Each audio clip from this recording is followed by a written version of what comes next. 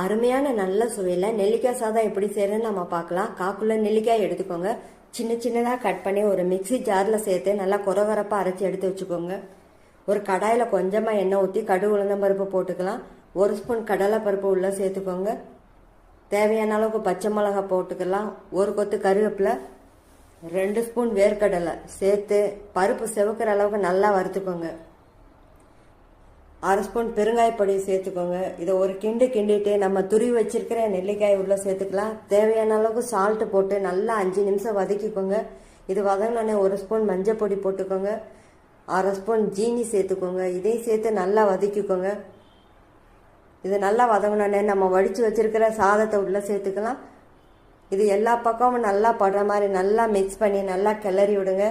இதை நல்லா கிளறி விட்டோன்னே 2 ஸ்பூன் நெய் சேர்த்து எடுத்துக்கோங்க. இப்போ சூப்பரான டேஸ்ட்டில் நெல்லிக்காய் சாதம் ரெடி.